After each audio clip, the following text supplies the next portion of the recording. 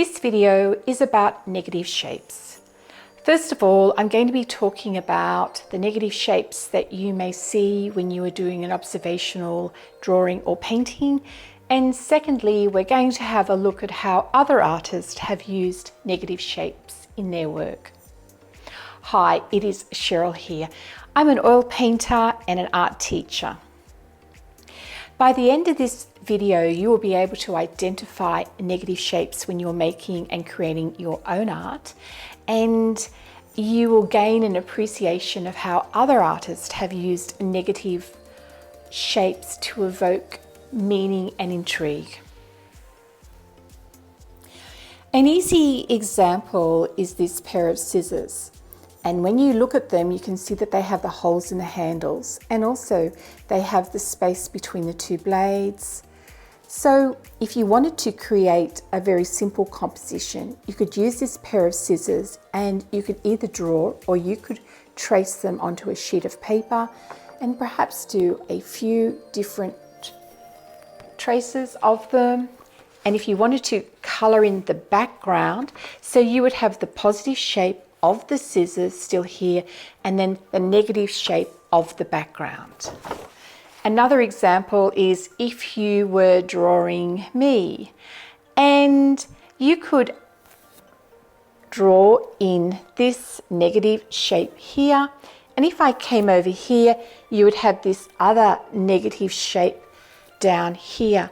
I am the positive shape, and these other spaces around me are the negative shapes.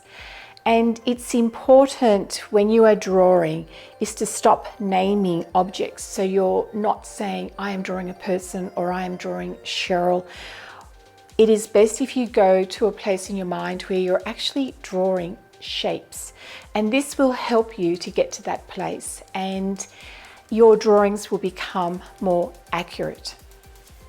This example of a chair is another example which is easy to understand the concept of negative shapes. The negative shape is the space which is in between the legs and the backrest. The chair itself is the positive shape, and these spaces are the negative shapes. This example here, is it a vase? Or can you actually shift your vision so that you can see the double profile of the two people?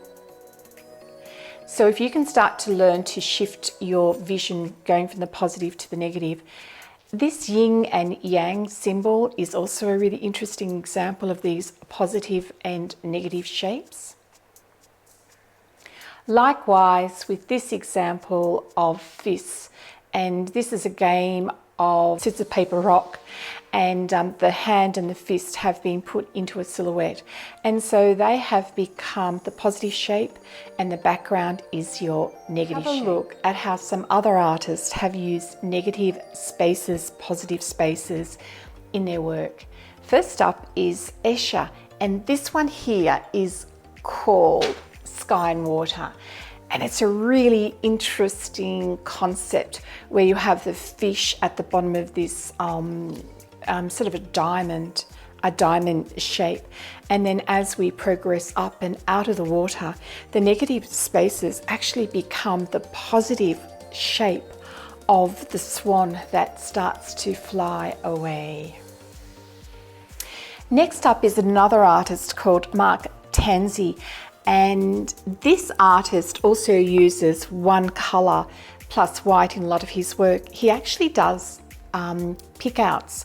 And in this particular painting called Landfall, which is, it's over 2.5 meters by 2 meters. So I'm assuming that's about 7 foot by about 8. So it's a very, very large painting.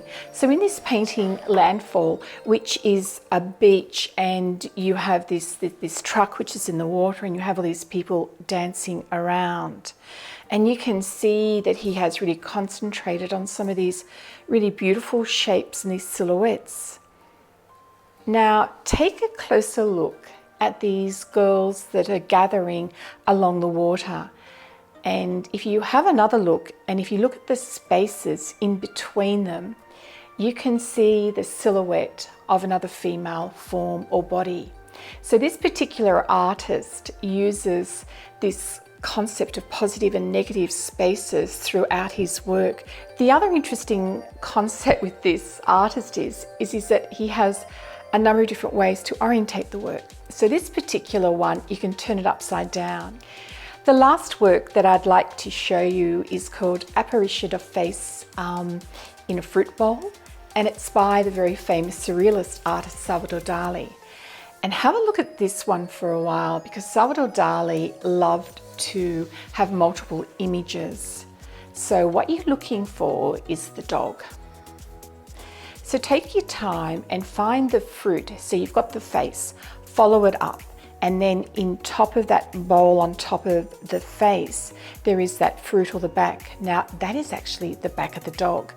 And if you have a look towards the left-hand side, you should be able to see the dog's hind legs there.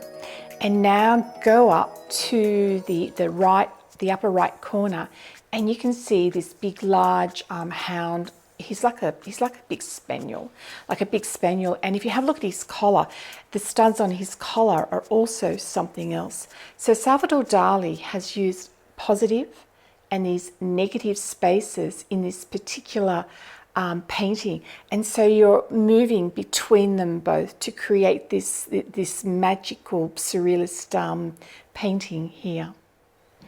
So to recap, we have talked about how you could use negative spaces in your art, which is going to improve the way that you see the objects, and it will also improve some of your accuracy.